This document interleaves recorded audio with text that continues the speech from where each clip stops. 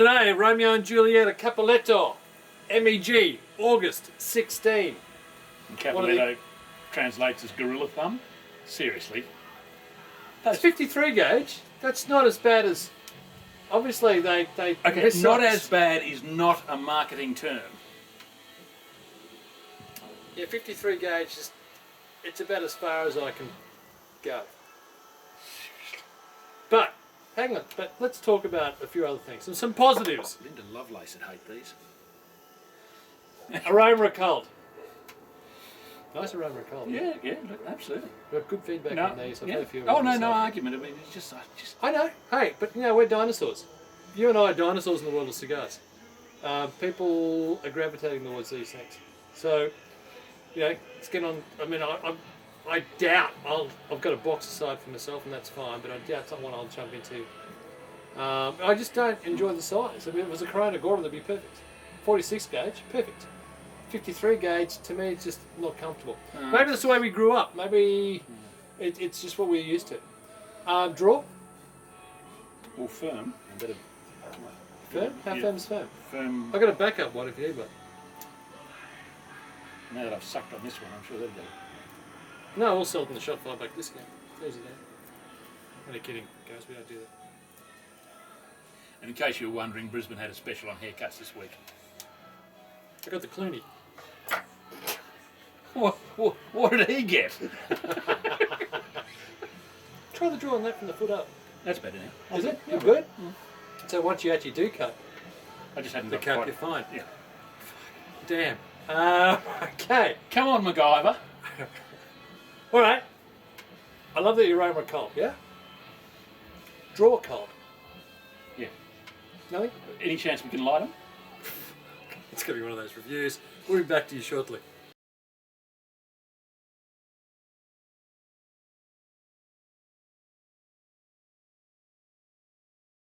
Kenny, first third. Beautiful. Yeah. Just a lovely, lovely cigar. And I know a lot of guys have... Well, guys have fallen into two camps on this one. Blown away, camp one. I'm in the blown away camp. And the other one's no flavour to them. But I reckon you guys have smoked them when they're too wet. I've let this one dry box a little bit. And they did come out really wet, guys. But this is just rich and deep and flavoursome. Lots of that sort of creamy coffee character.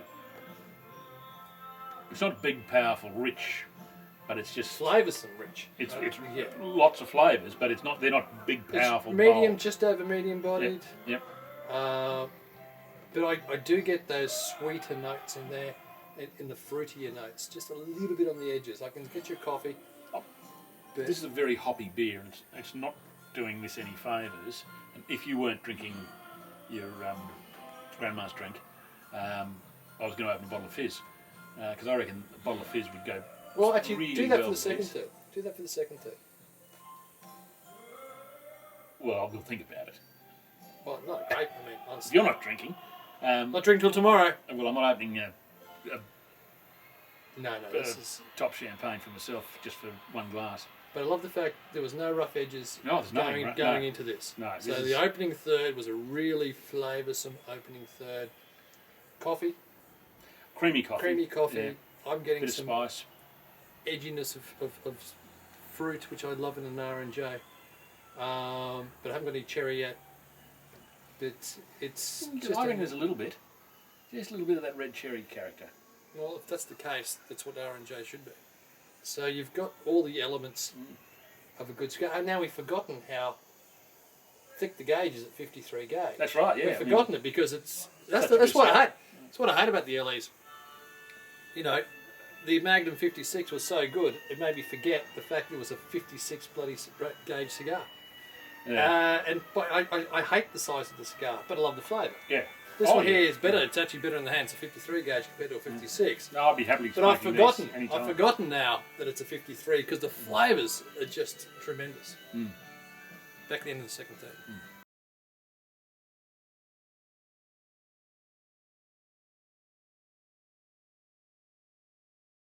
Second third, Ken?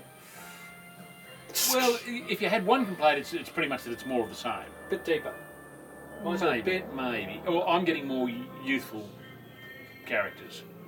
So, Youthful in which way? You're getting some burn, some tar, some. Not so much tar, almost a tiny little bit of that metallic character. Metallic. Tiny bit of that sort of very young metallic character you sometimes get. But look, it's only when you really look, and I still think it's just a lovely cigar. I haven't seen a lot of evolution, but nor would I really have expected it at this age. I don't think we're going to see too much more on the way through. No. It seems to have settled down in all pattern. But if they're going to do a little hero kick, this is where they put it in, about there. Okay. A little quarter leaf, a half leaf of Ligero, just in that section there. So I'll see if they've done that. But enjoyed it. Oh yeah, no, I'm certainly enjoying it.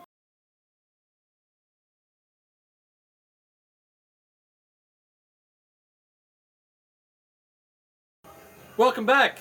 The final third of the Romeo and Julieta Capuleto, which has been a remarkably good cigar this afternoon. Good cigar, very good cigar.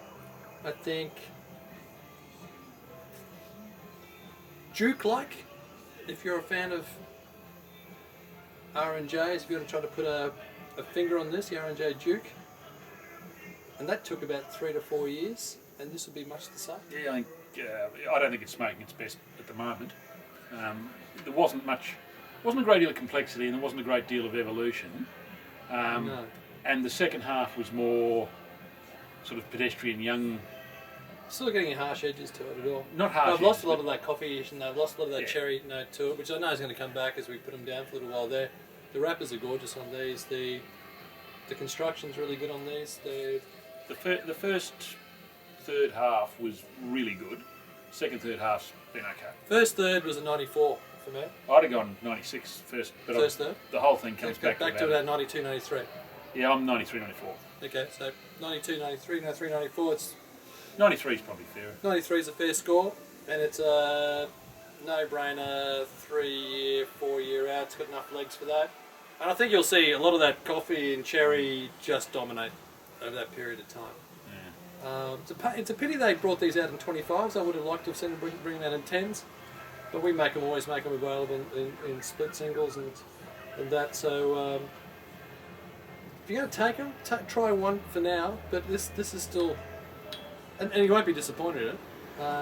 But I think you're going to sell it short by jumping in a little bit too early. You will enjoy it, and depending on the sort of thing you like. But to me, yeah, I think But they've done another good LE.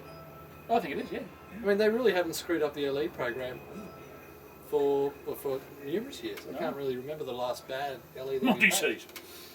Monty C's. I think we're going back a long time now for Monty C's. That was 03s.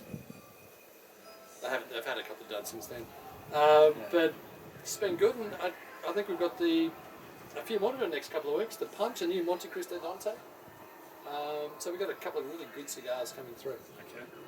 Yeah, I mean, I used to follow the LE program, particularly because I think I've said it before, but in the early days they were so cheap and such great value, and such good cigars, and I think they were way over delivering. For the price point, yeah, they cottoned onto that quick. Well, they did. Well, not that quickly, to be honest, but they did cotton on. Yeah, look, they're expensive cigars these days. I don't care if anyone says they're expensive cigars. And they should be. I don't think they need to be quite as expensive as what they are. Yeah, that's a fair point.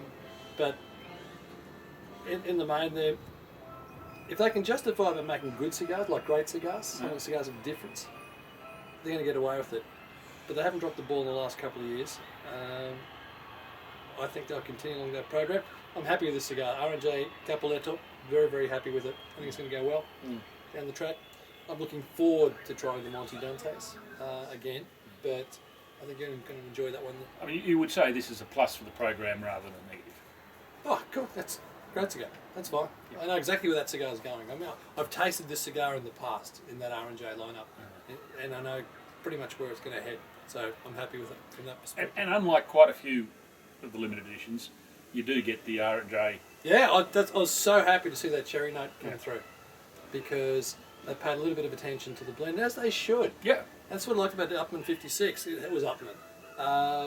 The Ramon Iones, Clavellones was Ramon Iones. And that's what I want to see here as well. Yeah. I mean, everything should have DNA just nailed through it. Let's not have any more crappy cigars for the sake of just bringing out something new. Until next week, take care. Hasta luego.